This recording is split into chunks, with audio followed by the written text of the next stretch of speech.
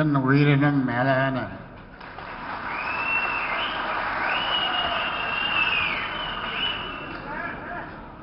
என் உயிரினும் மேலான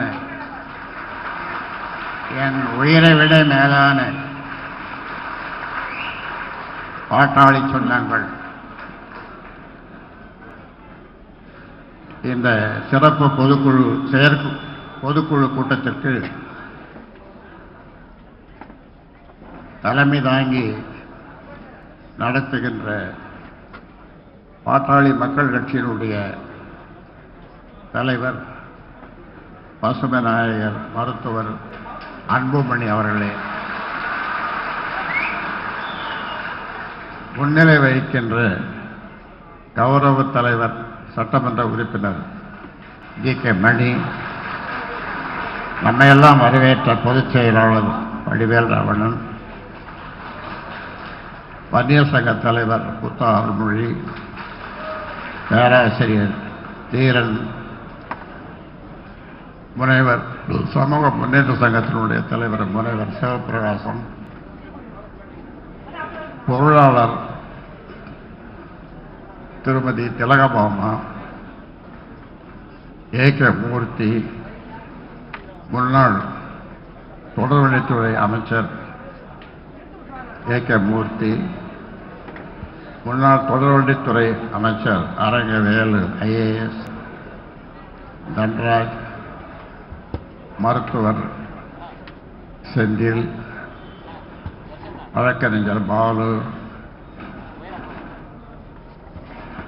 இரா அருள், கவிஞர் ஜெயபாஸ்கரன்,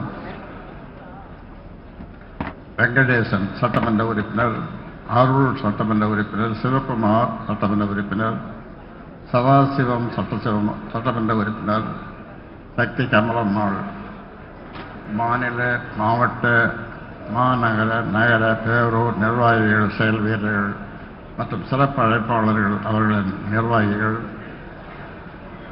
நன்றி சொல்ல இருக்கின்ற ஜெயராமன், தி. ஏழுமலை, அதோடு இங்கு இந்த நிகழ்ச்சியை சிறப்பு பொதுக்குழு கூட்டத்திற்கு வருகை தந்து இந்த செய்திகளை மக்களிடம் கொண்டு செல்ல வந்திருக்கின்ற ஊடக நண்பர்களே, உங்கள் அனைவருக்கும் என்னுடைய வணக்கத்தை தெரிவித்துக் கொள்கின்றேன்.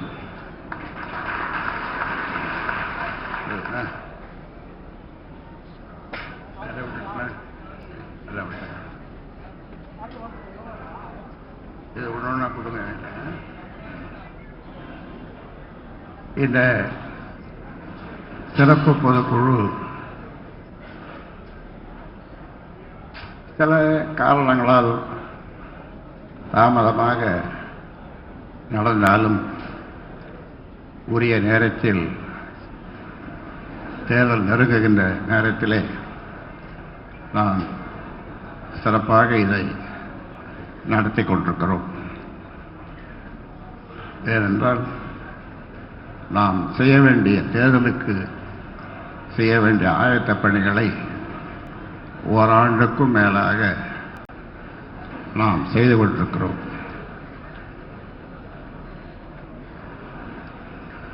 முதலிலே உங்களுக்கு இந்த நேரத்திலே நான் சொல்லுகின்ற செய்திகள் சிலவற்றை சொல்லியாக வேண்டும். முதலிலே நாம் ஒரு குடும்பமாக, ஒரு சொந்தமாக, பாட்டாளி சொந்தங்கள் என்று அன்போடு ஆழ்மனதிலிருந்து நாம் சங்கம் தொடங்கிய 1980 சொல்லி வருகிறோம். பாட்டாளி சொந்தங்களே என்று பல்வேறு கட்சி தலைவர்கள் பல்வேறு ரத்தத்தின் ரத்தங்களே என்று சொல்லுவார்கள், உடன்பிறப்பே என்று சொல்லுவார்கள், வெவ்வேறு. ஆனால் நாம் பாட்டாளி சொந்தங்கள் என்று சொல்லி வருகிறோம். சொந்தங்கள் என்றாலே அதற்கு ஏராளமான அர்த்தங்கள். ஆக இப்பொழுது நான் உங்களுக்கு சொல்லுவது, அனைவரையும் நமது கட்சியினர் எந்த நிலையில் இருந்தாலும், ஒரு கிளை செயலாளர் அல்லது உறுப்பினராக இருந்தாலும் அவர்களை நாம் மதிக்க வேண்டும், ஒருங்கிணைந்து செயல்படுங்கள் என்று உங்களுக்கு சொல்லுகின்றேன். தமிழ்நாட்டு மக்களுக்கு உரிமை கிடைக்க வேண்டுமென்றால் என்ன செய்யணும் சொல்லுங்க? பாமக சொல்லுங்க, ஆட்சியை பிடிக்க வேண்டும். அன்புமணி தலைமையிலே அந்த ஆட்சி அமைய வேண்டும். தமிழ்நாட்டு மக்களுக்கு உரிமை கிடைக்க வேண்டுமானால், தமிழ்நாட்டு மக்கள் வளமோடு வாழ வேண்டும் என்றால், நலமோடு வாழ வேண்டும் என்றால் யார் ஆள வேண்டும்? ஆமா, பாட்டாளி மக்கள் கட்சி ஆள வேண்டும். அன்புமணி தலைமையிலே அந்த ஆட்சி அமைய வேண்டும். போவா என்று கூறுவதற்காகத்தான் இந்த பொதுக்குழுவை ஒரு மாதத்திற்கு முன்னாலே நடத்தியிருக்க வேண்டும். ஓ என்று சொன்னால் 2023க்கு விடை கொடுப்போம், 2024 வரவேற்போம். ஆக காலந்தாழ்ந்து நடந்தாலும் நாம் இப்பொழுது முன்பை விட உற்சாகமாக இருக்கிறோம், உறுதியாக இருக்கிறோம். அதிலும் எதிர்வரும் இந்த தேர்தலை, நாடாளுமன்ற தேர்தலை சந்திக்க நாம் தயார் நிலையிலே இருக்கிறோம். அந்த வகையிலே பொதுக்குழுவுக்கு வந்திருக்கிற உங்கள் அனைவரையும் நான் வரவேற்கிறேன்.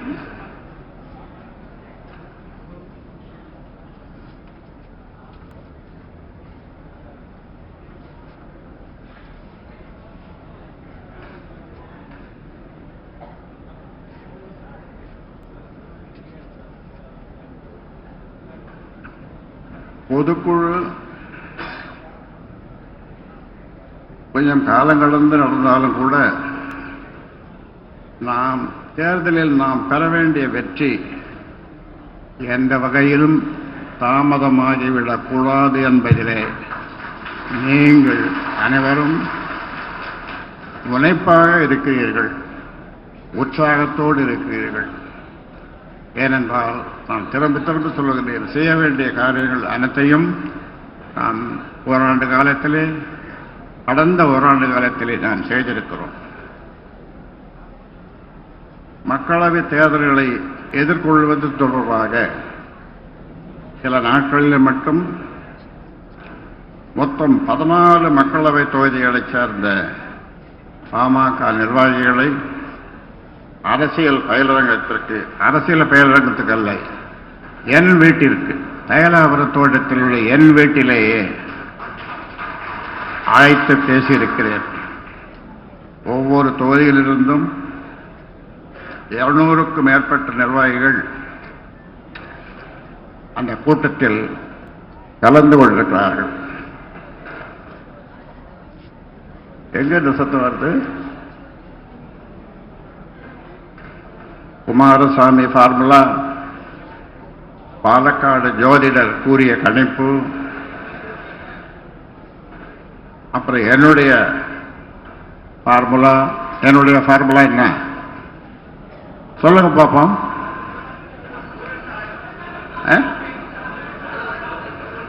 சத்தமா எல்லாரும் சேர்ந்து சொல்லுங்க பாப்போம். ஒருத்தர் தெரியலையா? மறந்துட்டீங்களா?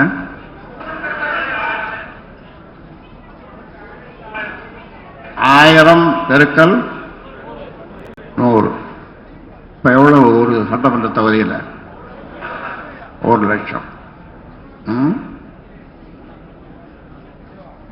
ராணித்தேனியும் ஆண் தோப்பனாங்குருவியும் அந்த கூட்டங்களில் பங்கேற்று கடுமையாக உழைப்பது குறித்து உரையாற்றினார்கள். அந்த ராணித்தேனி தூக்கணாங்குருவி பேசியதை கேட்டவர்கள் கை தூக்குங்க பார்ப்போம். இவ்வளவுதானா?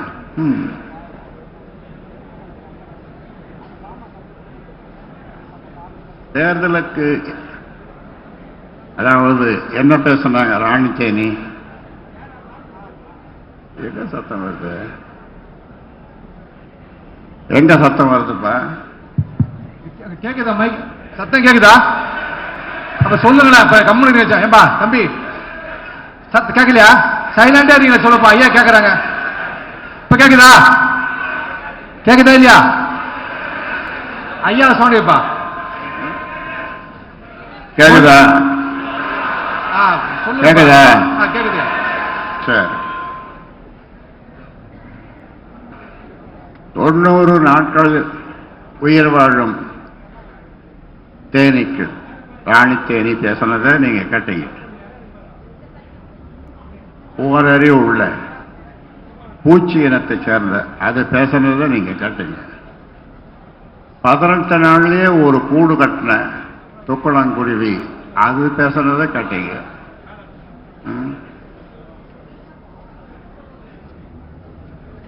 தேர்தலுக்கு தயார் நிலை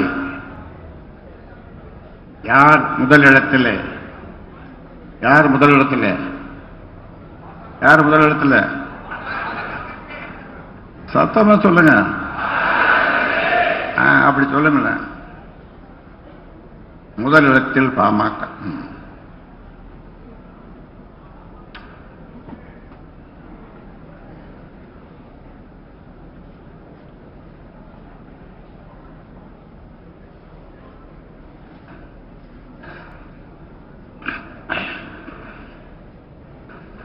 ஒவ்வொரு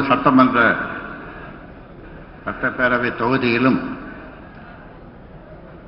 1000 பெருக்கல் 100 வாக்குகள் வீதம் தொகுதிக்கு 1 லட்சம் வாக்குகளை வென்றால் சட்டப்பேரவை தேர்தலாக இருந்தாலும் நாடாளுமன்ற தேர்தலாக இருந்தாலும் நாம் நம்முடைய இலக்கை அடைய முடியும் என்று உங்களுக்கு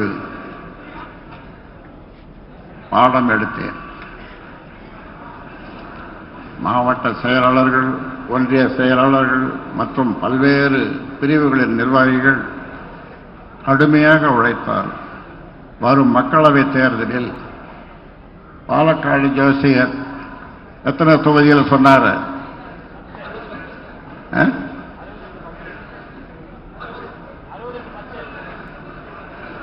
ஒருத்தரும் அது காதுல வாங்கல. நான் அங்கேயே சொன்னேன்.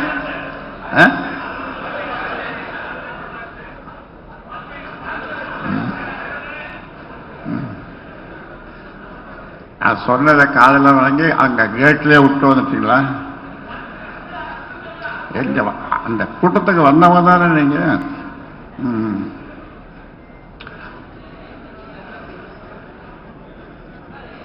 மாவட்ட செயலாளர்கள், ஒன்றிய செயலாளர்கள் மற்றும் பல்வேறு பிரிவுகளின் நிர்வாகிகள் கடுமையாக உழைத்தால் வரும் மக்களவைத் தேர்தலில் 10 இடங்களை நம்மால் வெல்ல முடியும்.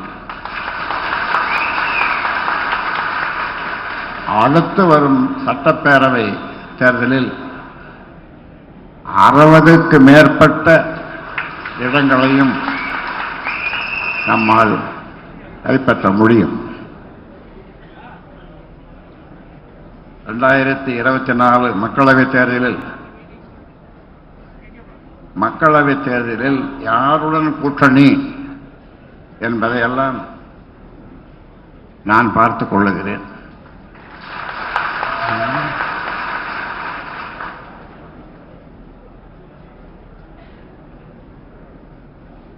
தேர்தலில் வெற்றி பெறுவதற்காக கடுமையாக உழைக்கும் பணியை நீங்கள் பாருங்கள். கூட்டணி இல்லாமல் தனித்து போட்டியிட்டால் கூட குறைந்தது 7 இடங்களில் நாம் வெற்றி பெற்றாக வேண்டும்.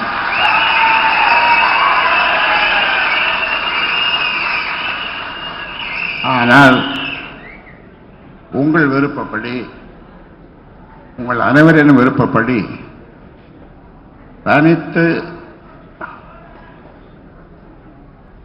போட்டியிட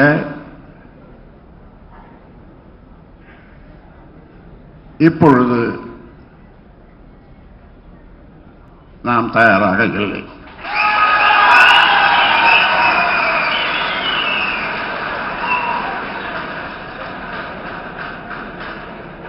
அனைத்து போட்டியிட்டால் கூட 7 இடங்களில் குறைந்தது வெற்றி பெற முடியும் என்று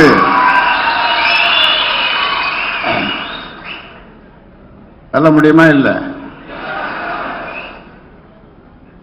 ஆனால் தனித்து போட்டியிடுவதா அல்லது கூட்டணியா என்பதை அரசியல் தீர்மானத்திலே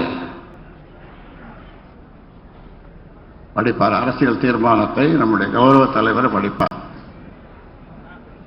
ஆனால் உங்கள் விருப்பம் இந்த தேர்தலிலே தனித்து போட்டியிடக்கூடாது என்பதாகத்தான் இருக்கும் என்று நான் நினைக்கிறேன். எல்லாத்தையும் தட்டுறீங்க.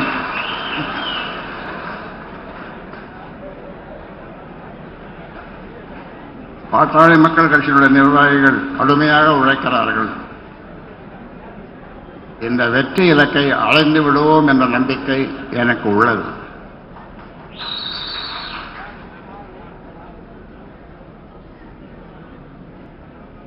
மக்களவைத் தேர்தலில் வெற்றி பெற வேண்டும் என்பதற்காக கடந்த 6 மாதங்களுக்கு மேலாக, ஏன் ஓராண்டுக்கு மேலாக பாட்டாளி மக்கள் கட்சியின் மாவட்ட செயலாளர்கள், ஒன்றிய செயலாளர்கள் உள்ளிட்ட அனைவரும் ஓடி ஓடி உழைத்துக் கொண்டிருக்கின்றீர்கள். நாம் அடையாளம் கண்ட 12 மக்களவை தொகுதிகளில் பூத் கமிட்டி அமைக்கப்பட்டு விட்டது. பூத் கமிட்டி உறுப்பினர்கள் கூட்டமும் தொடர்ந்து கட்சியினுடைய தலைவர் அன்புமணி அவர்கள் அந்தந்த மாவட்டங்களில் அந்தந்த தொகுதிகளை அமைத்து அவர்களோடு அந்த பூத் கமிட்டியோடு பேசி வருகிறார். இதில் மற்ற கட்சிகளை விட நாம் முன்னணியில் இருக்கிறோம். பாட்டாளி மக்கள் கட்சிக்கு தொடர்ந்து சங்க காலத்திலிருந்து நாம் சொல்லி வருவது, முதலில் கேட்கலையாப்பா?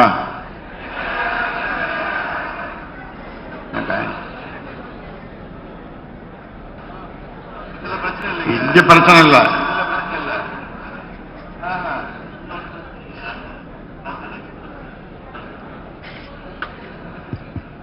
முருகன் கேட்கல பாரு. கேக்குதா? ஐயா பேசுங்க. கேட்கலன்ற கை தூக்குங்க.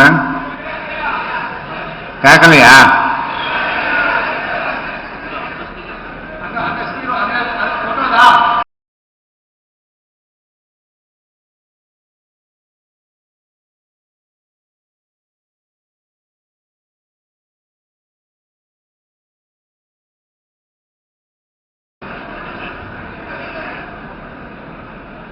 சரி, பாட்டாளி மக்கள் கட்சியினருக்கு வழக்கமாக நான் கூறுவது, முதலில் உங்கள் குடும்பத்தை கவனியுங்கள்.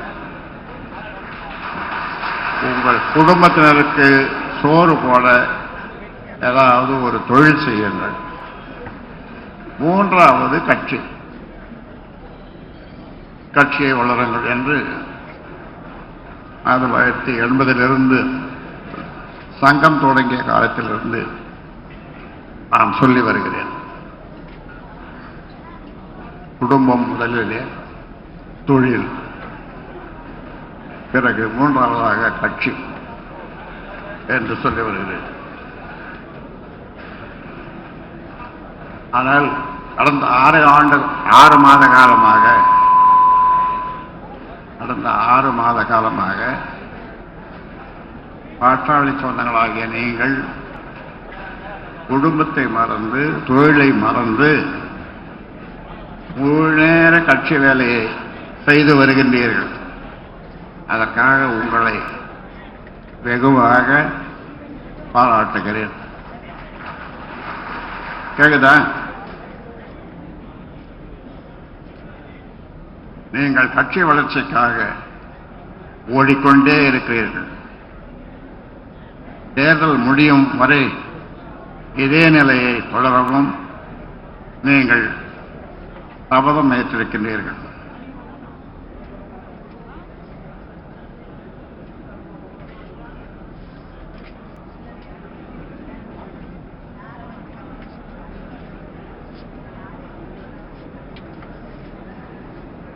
தேர்தலில் வெற்றி பெற முதலில் நம்மிடையே ஒற்றுமை தேவை.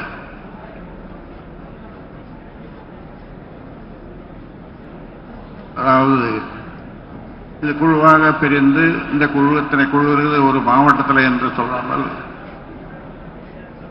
4 குழு 5 குழு 6 குழு குழுவாக பிரிந்து போட்டி போட்டுக்கொண்டு ஓடுகிறார்கள், வேலை செய்கிறார்கள். அதுதான் போட்டி மனப்பான்மை.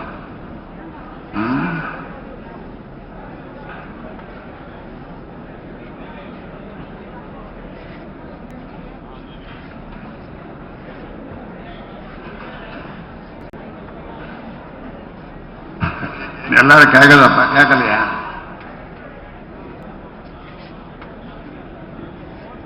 எல்லாம் கேட்கல. கேக்குதா? எல்லாரும் கேக்குதா? கேட்கலன்றவன் கை தூக்க.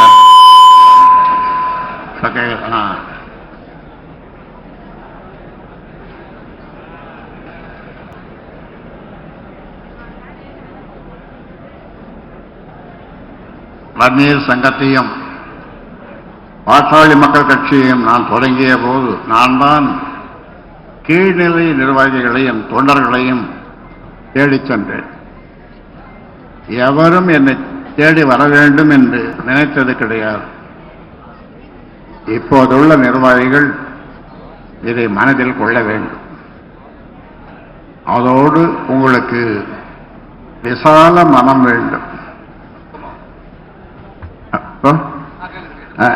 விசால மனம் வேண்டும். அதே நாம் விசால மனம் அனைத்து நிலை நிர்வாகிகளும் விசால மனத்துடன் நடந்து கொள்ள வேண்டும்.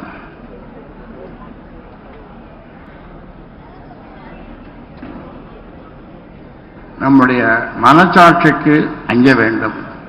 மனச்சாட்சிப்படி நடக்க வேண்டும்.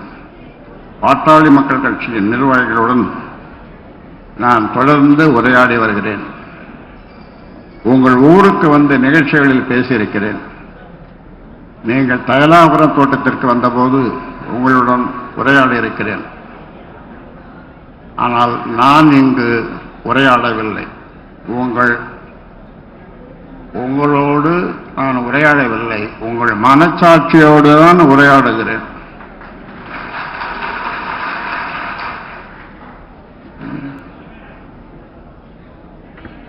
நான் இங்கு சொல்லும் செய்திகள் அனைத்தும் உங்கள் மனச்சாட்சிக்கானவைதான். அந்த செய்திகளை மனச்சாட்சியின் வாயிலாக உள்வாங்கிக் கொள்ளுங்கள். அதற்கு மனச்சாட்சி வாயிலாகவே எனக்கு பதில் கூறுங்கள். அதில் தான் உண்மை வெளிவரும். கோஷ்டி பூசல் என்பது நமது கட்சியில் இருக்கக்கூடாது. நான் முதலிலே சொன்னேன், கோஷ்டி என்று சொன்னால் இந்த கோஷ்டியில் இவர்கள் 10 பேர் வேகமாக செய்கிறார், அதை விட வேகமாக இன்னொரு 10 பேர் வேகமாக செய்கிறார்கள். இவர்கள் அந்த ஒன்றியத்துக்கு போகிறார்கள், இந்த ஒன்றியத்துக்கு போகிறார்கள். அதுதான் கோஷ்டி. அதுதான் கோஷ்டி மனப்பான்மையோடு வேகமாக செல்வது. அதிலே உங்கள் வீரத்தையும் விவேகத்தையும் உழைப்பையும் காட்டுங்கள்.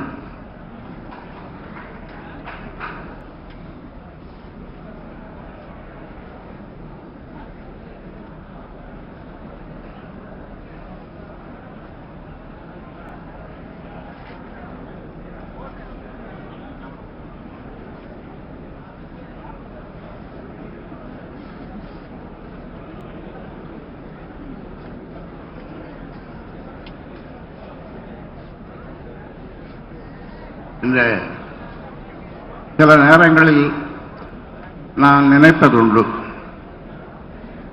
நான் கீழ்சிவரி என்ற கிராமத்திலே ஒரு சிறு விவசாயியினுடைய மகனாக பிறந்தேன். அங்கேயே நானும் ஒரு சிறு விவசாயியாக அங்கேயே வாழ்ந்திருக்கலாமே என்று சில நேரங்களில் நினைப்பதுண்டு. ஆனால் சிறு வயதில் படிக்க வேண்டும் என்ற ஒரு வெறித்தனம் அது எப்படியோ என் உடலில் ரத்தத்தில் பாய்ந்து பராசக்தி வசனத்தில் வர மாதிரி ஓடினேன் ஓடினேன் என்று படிப்பை நோக்கி ஓடினேன் ஓடினேன். கல்லியங்குளம் கிராமத்திலே பச்சை சாணி ஒரு கூடையில் தலையில் தூக்கிக் கொண்டு 3 கிலோமீட்டர் தூரம் 5 கிலோமீட்டர் தூரம் ஏழுமலை பாபு இங்க வந்திருப்பார்கள் நினைக்கிறேன், எலப்பாக்கம் சென்று அதை கொட்டிவிட்டு அவர் கொடுக்கிற கொஞ்சம் பழைய சோற்றை சாப்பிட்டு பள்ளிக்கூடம் போனேன். 5 ஆண்டு காலம் ராயபுரத்திலிருந்து ஆர்பருக்கு மாலை 6 மணிக்கு கிளம்பி சாப்பாடு என்னுடைய மாமாவுக்கு கொடுத்துவிட்டு நடந்தே சென்று இரவு 12 மணிக்கு வருவேன். இப்படியெல்லாம் எப்படியோ மருத்துவக் கல்லூரியிலே சேர்ந்தேன். பணம் கட்ட அப்பொழுது 92 MER, பாதி பணம் கட்டினா போதும்.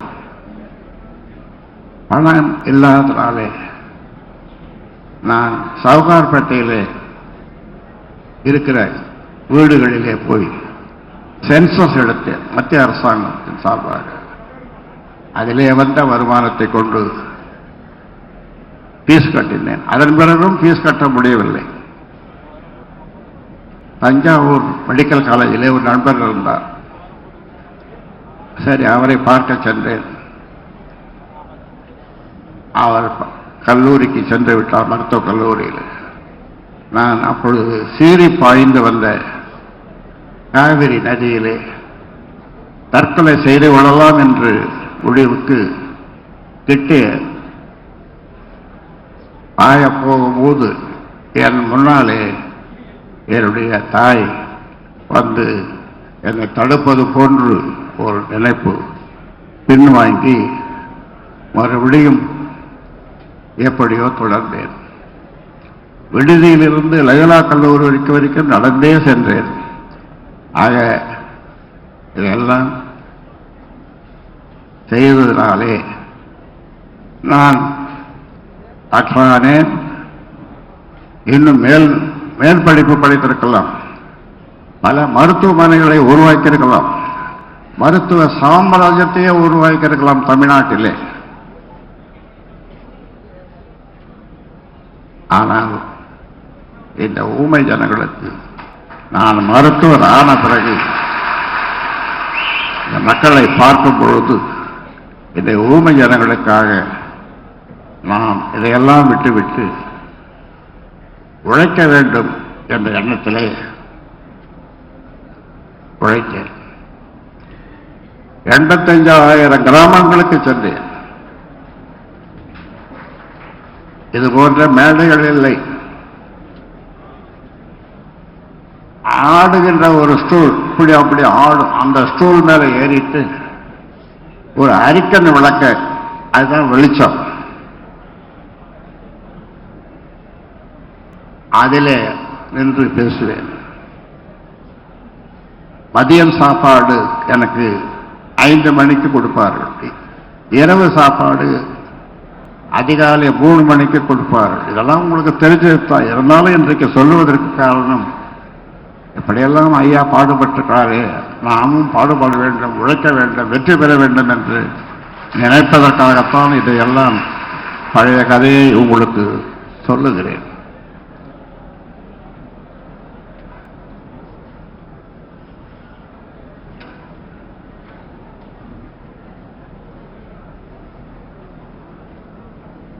வன்னியர் சங்கத்தை தொடங்கிய போது அதை சமூக அமைப்பாகவே தொடர்ந்து நடத்தாமல் பாமக என்ற அரசியல் கட்சியை தொடங்கியது ஏன் உங்களுக்கு தெரியும்.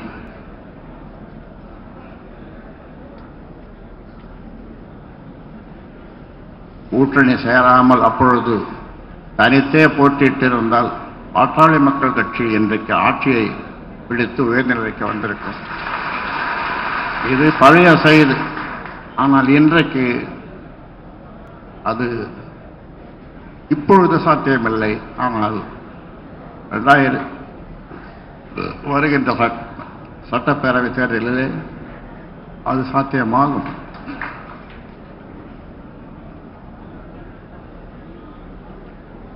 பாட்டாளி மக்கள் கட்சி தொடங்கப்பட்டதிலிருந்து இதுவரை 9 மக்களவைத் தேர்தல்களை சந்தித்திருக்கிறோம். இப்பொழுது நடக்கப் போவது 10.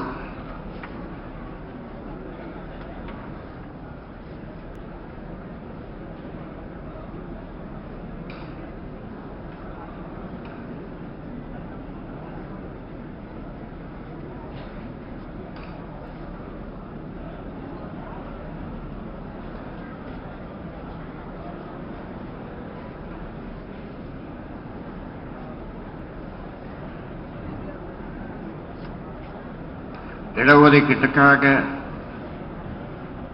மாநிலத்தில் மட்டுமல்ல மத்தியிலும் பல்வேறு போராட்டங்கள்.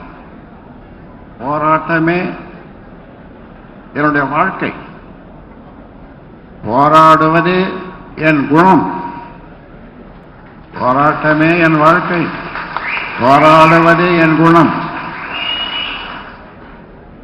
1989 என்று நினைக்கிறேன், பூட்டா சிங் எத்தனை அமைச்சர்கள் வேண்டும், நீங்கள் கவர்னராக இருக்கிறீர்களா, எத்தனை சீட்டு வேணும், எவ்வளவு நோட்டு வேணும் என்றான் கேட்டார். எங்களுக்கு இது எதுவும் தேவையில்லை, எங்களுக்கு இந்த ஊமை ஜனங்கள் படிக்க வேலைக்கு போக இடஒதுக்கீடு தான் வேண்டும் என்று விடாப்படியாக அன்றைக்கு நான் மறுத்தேன். நான் செய்த சத்தியத்தை இன்று வரை காப்பாற்றி வருகிறேன். நான் செய்த சத்தியத்தை இன்று வரை நான் காப்பாற்றி வருகிறேன்.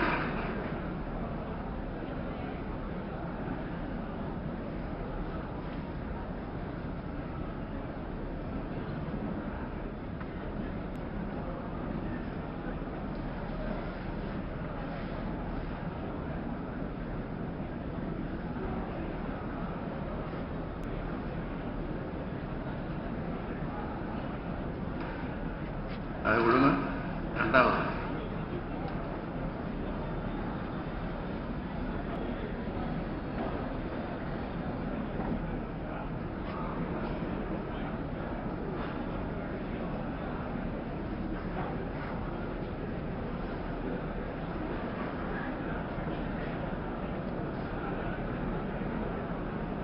ராணித்தேனியும் தூக்கணாங்குருவியும் உங்களுக்கு பாடம் நடத்தின.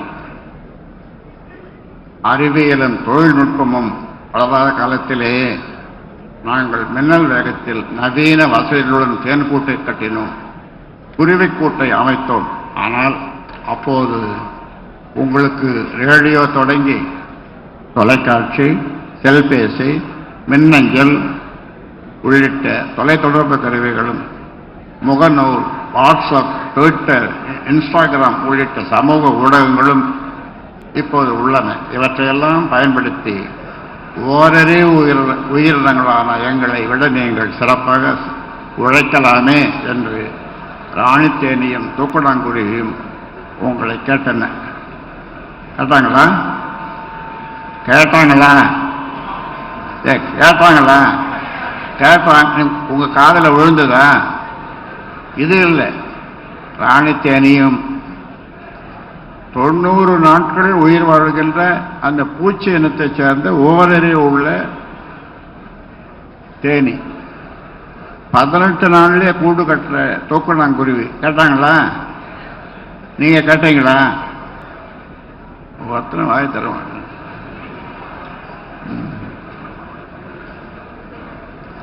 தூக்கணாங்குருவியும் ராணித்தேனியும் கேட்ட அளவுக்கு நீங்கள் கடுமையாக உழைக்கிறீர்களா?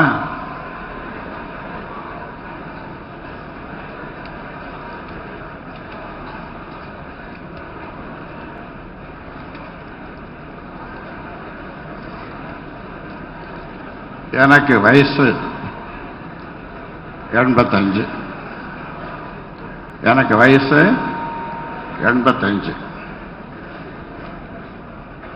இந்த அரசியல் தலைவர்களின் வயது தமிழ்நாட்டு தலைவர்கள் தந்தை பெரியார் 94 வயது வரைக்கும் வாழ்ந்தார்.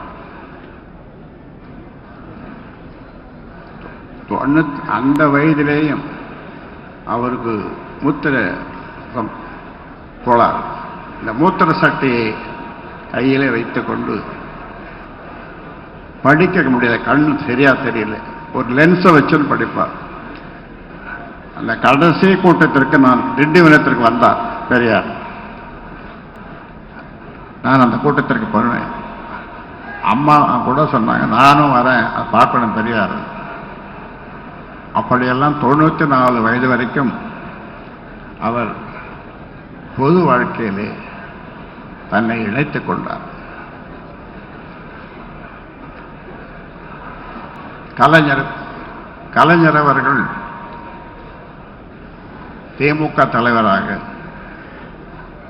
94 வயது வரைக்கும் அவர் தலைவராக இருந்தார். சங்கரையா மார்க்சிஸ்ட் மூத்த தலைவர் 102 வயது அவர் இறந்தார். நல்ல கண்ணு இப்பொழுது 99 வயதில் உயிருடன் இருக்கிறார். மூத்த தலைவர் கம்யூனிஸ்ட். வீரமணி 91 வயது திராவிட கழக தலைவர். அவர் உயிரோடு இருக்கிறார். தேசிய தலைவர்கள் பார்க்கும்போது மகாத்மா காந்தி மூத்த தலைவர் காங்கிரஸ் 80 வயது. அவரை சுட்டுக் கொள்ளவில்லை என்று சொன்னால் அவர் இன்னும் 100 ஆண்டுகள் வாழ்ந்திருப்பார். வாஜ்பாய் 80 வயது வரை பிரதமராக இருந்தார். சுர்ஜித் சிங் பர்னாலா 91 வயசு வரைக்கும் அவர் அகாலிதள தலைவராக இருந்தார். ஹர்கிஷன் சிங்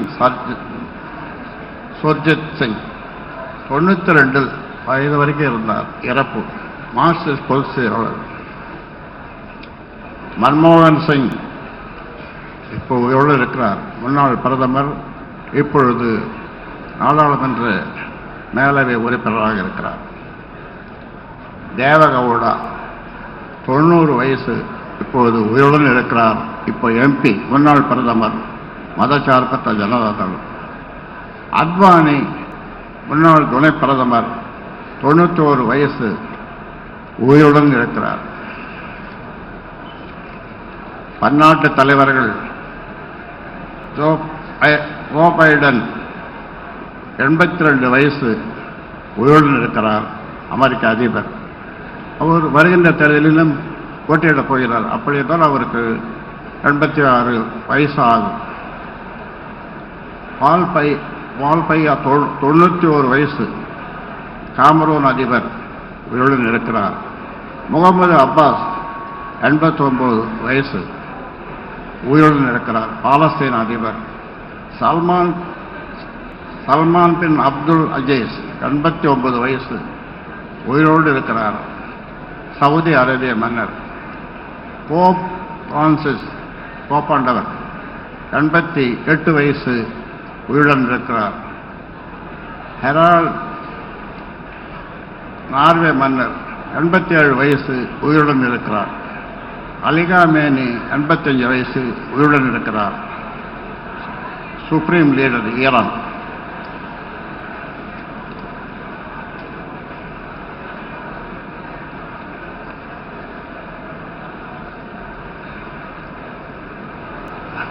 எனக்கு வயசு 85 தான்.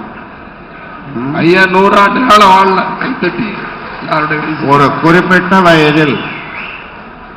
குறிப்பிட்ட வயதில் ஓய்வு என்பது ஊதியத்திற்காக வேலை செய்பவர்களுக்குத்தான். நான் ஊதியத்திற்காக உழைப்பவன் அல்ல, ஊமை ஜனங்களுக்காக உழைப்பவன். தமிழ்நாட்டில் ஊமை ஜனங்களெல்லாம் கல்வியிலும் வேலை வாய்ப்பிலும் முன்னேறிவிட்டால் நிம்மதியாக ஓய்வெடுக்க செல்வேன். இன்றைய சூழலில் என்னால் ஓய்வெடுத்து ஒதுங்கி இருக்க முடியாது. முதுமை என்னை வாட்டினாலும் 4.5 ஆண்டுகளுக்கு முன்னாலே சென்னையில் எனக்கு முத்து விழா நடத்தினீர்கள். முத்து விழா என்றால் 80 வயது நிறைவு. அந்த விழாவில் நான் கூறியதை உங்களுக்கு நினைவூட்ட விரும்புகிறேன். முதுமை எவ்வளவுதான் என்னை வாட்டினாலும், கோலூன்றி நடந்தாலும் நான் இறுதி வரை இந்த ஊமை ஜனங்களுக்காக, இந்த மக்களுக்காக நான் போராடி என் உயிரை விடுவேன் என்று இந்த நேரத்தில் நான் உறுதியளிக்கிறேன் என்று சொன்னேன். உங்களுக்கு முத்து விழாவிற்கு வந்தவர்களுக்கு ஞாபகம் இருக்கும். ஒரு திரைப்படம், தை பிறந்தால் வழி பிறக்கும் என்ற ஒரு திரைப்படம், அதிலே ஆசையே அலை போல என்ற ஒரு பாட்டு கண்ணதாசன் எழுதினது. அந்த பாடலில் இளமை மீண்டும் வருமா, இளமை மீண்டும் வருமா, மனம் பெறுமா, இளமை மீண்டும் வருமா, வராது. முதுமையே சுகமா? ஆமாம், முதுமை சுகம்தான், முதுமை சுகம்தான்.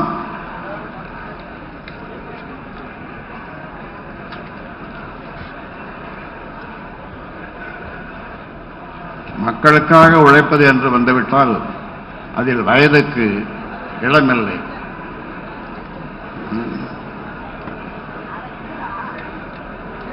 அதனாலே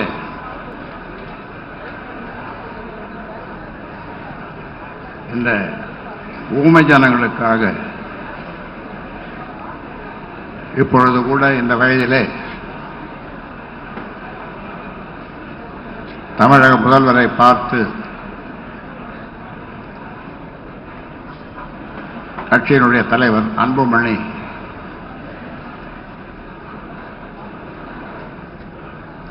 சாதிவாரி கணக்கெடுப்பு நடத்த ஒரு கூட்டத்தை கூட்டினோம். அதில் அவர் என்னை கேட்டுக்கொண்டார்.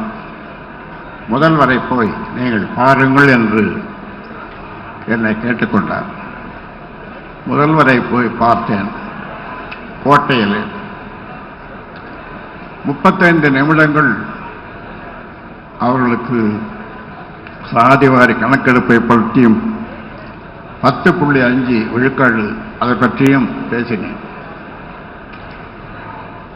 இந்த வயதிலே 85 வயதிலே சென்ற ஆண்டு பிப்ரவரி 21 என்று நினைக்கிறேன், சென்னையிலிருந்து வள்ளுவர் கூட்டத்திலிருந்து கிளம்பி தமிழை தேடி 8 நாட்கள் மதுரைக்கு சென்றேன். திண்டுக்கல் போகும்போது என்னால் முடியவில்லை, உடல் இடம் கொடுக்கவில்லை. ஆனாலும் அதையெல்லாம் சமாளித்து வெற்றிகரமாக மதுரையிலே அதை முடித்து வைத்தேன். தமிழுக்கு ஆக தமிழுக்காக, தமிழருக்காக, மக்களுக்காக, இந்த ஊமை ஜனங்களுக்காக தொடர்ந்து நான் பாடுபடுவேன் என்று இந்த நேரத்தில் உங்களுக்கு உறுதியளித்து விடைபெறுகிறேன். நன்றி.